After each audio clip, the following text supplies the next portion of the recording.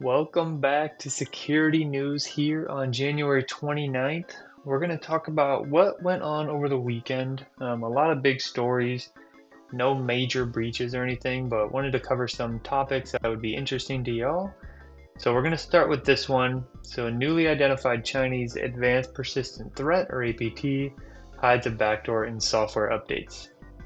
So, the APT is called Blackwood, it's the name of the group.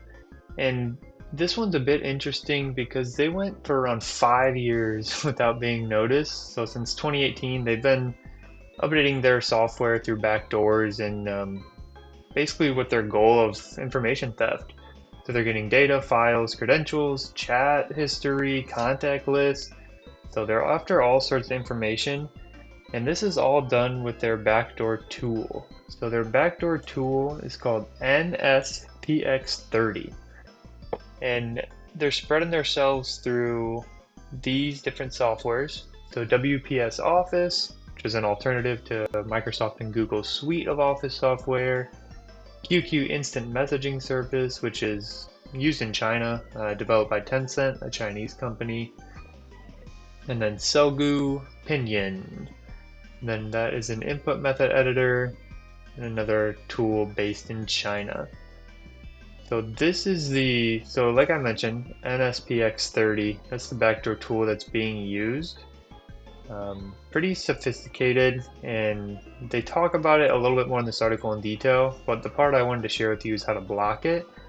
The block is basically, blocking specifically that software and then paying attention to the malware detections related to legitimate systems. They mention in here to also properly monitor and block adversary in the middle attacks, such as ARP poisoning. Modern switches have features designed to mitigate such attacks.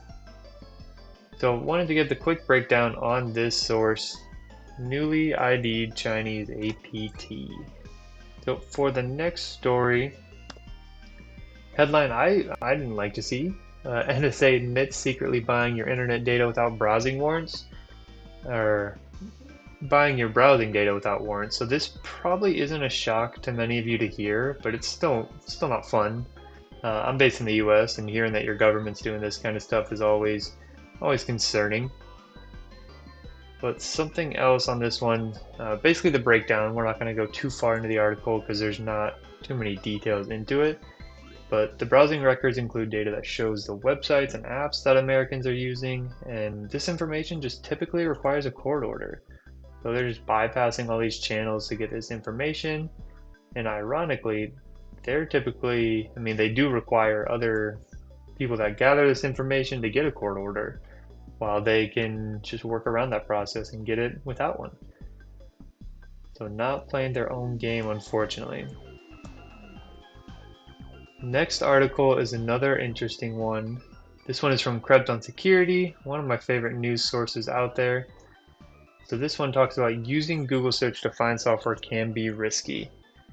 So I dug a little bit into this one.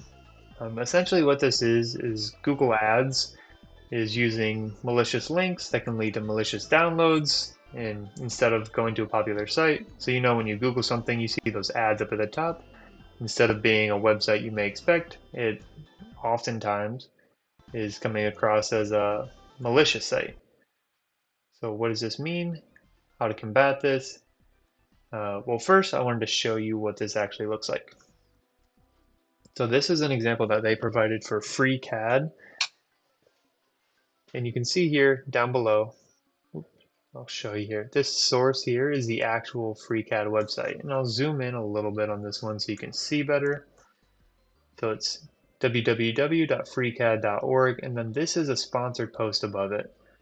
So you get www.freecad-us.org. So the URLs at a glance are not particularly different, but this one is a malicious link.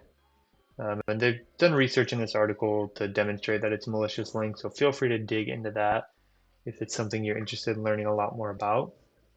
And this is a big problem at Google, and it's interesting.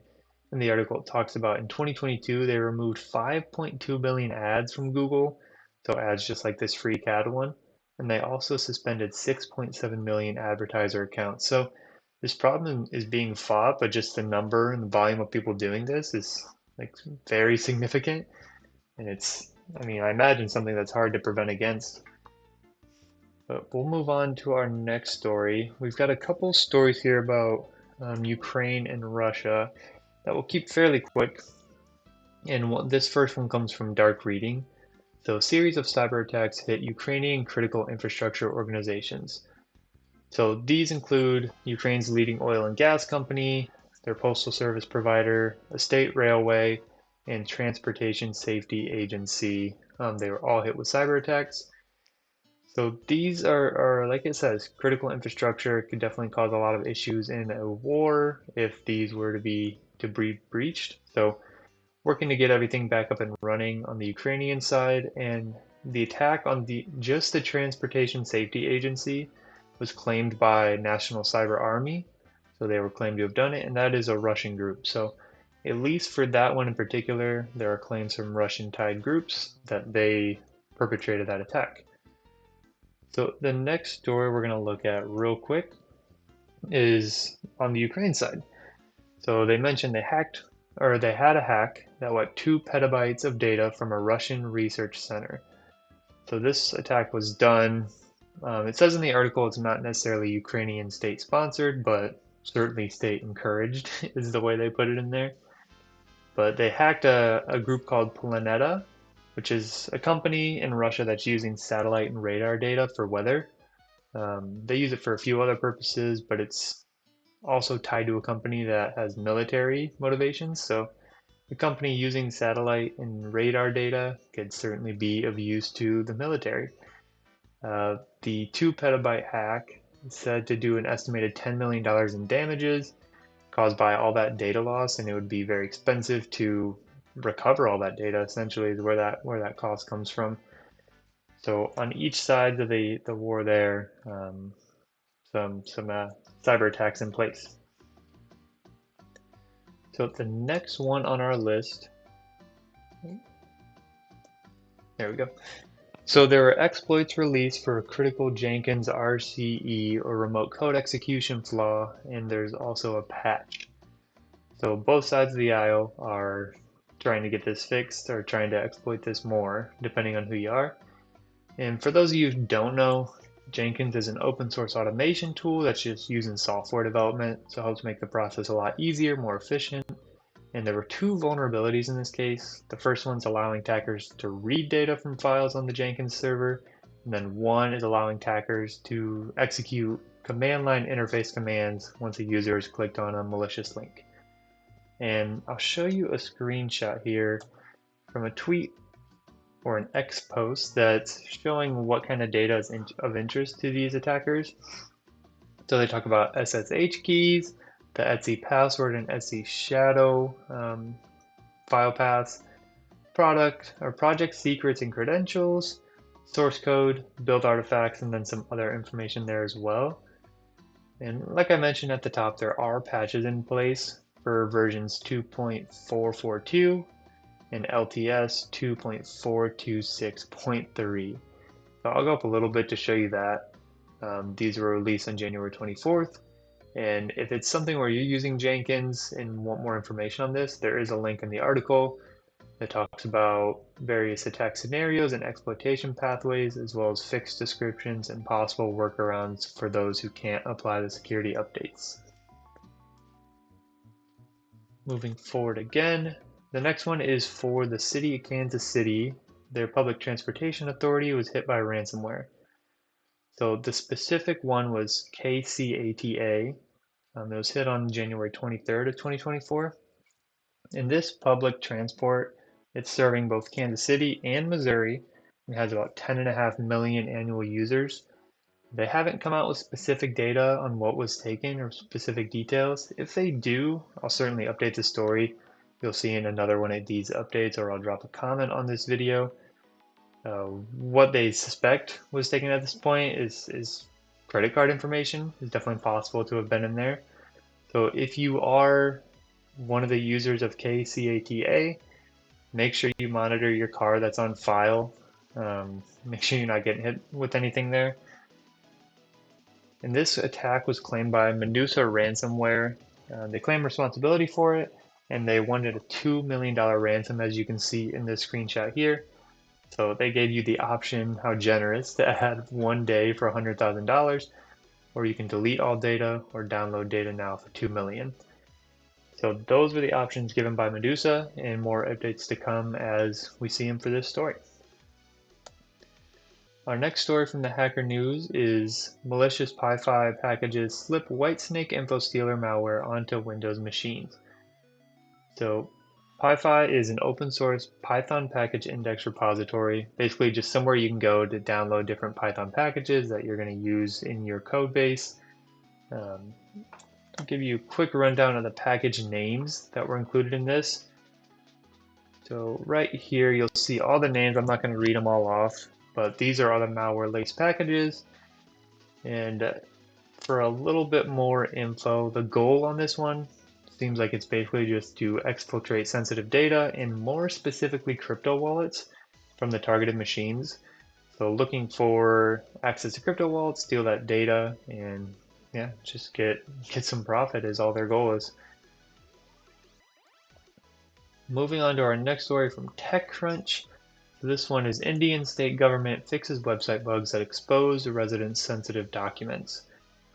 So this was a welfare website used in India and exposed their information on citizens' welfare cards, birth and marriage certificates, their bills, date of birth, gender.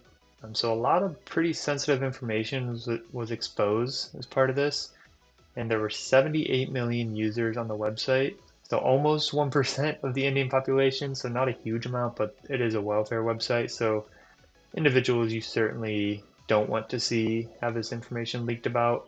It could be sensitive in its own right. And there were 2 bugs in this scenario. One of them allowed access to personal docs if you knew the user's phone number. So that's all you need to know. You got access to these personal docs. The other bug allowed sensitive data to be pulled from the user account. And like I mentioned, the bugs are fixed. If you're interested in what the exact fixes were, check out this article from TechCrunch. It goes to a little bit more detail there. And then our final and most in-depth story today is talking a little bit more about Microsoft and the Midnight Blizzard cyber attack. So we covered this briefly in a previous story. This was a big story, and let's go through a few pieces of this. The first one is the January 19th blog post from Microsoft. And I'll shrink this a little bit. You can actually see the headline.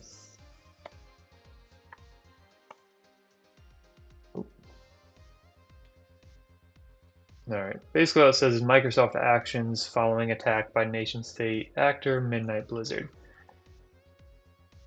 So what I wanted to show here, or explain, is that this was a password spray attack, which is basically where a source is looked at and it's trying to, or an account is trying to get access by just a spray of the most popular passwords out there.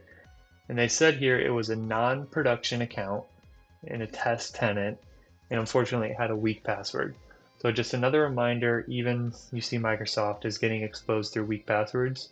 So for service accounts, test accounts, personal accounts, make sure you do not have a weak or common password, because these dictionary or password spray attacks are just cycling through most common passwords.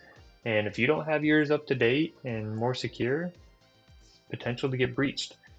So as part of this attack, they got access to some corporate email accounts and exfiltrated some emails and attachments. And something that Microsoft had said is it originally just looked like Midnight Blizzard was trying to figure out what information Microsoft had about them, which we covered a little bit in a previous story. So a link to this blog post will be in the description of the YouTube video, but there's also one other blog post I wanted to show real quick here on this story. They talk here in this story about defense and protection guidance against Midnight Blizzard. So I'll have the link in the description to this one as well, if you're interested in that. It has a lot of details, like I said, talks about defending against it, and then it also talks a bit about detection and hunting guidance. So anyone interested in getting more in depth there, I'll have this link posted below. But if you stuck around this long, consider subscribing. Thank you.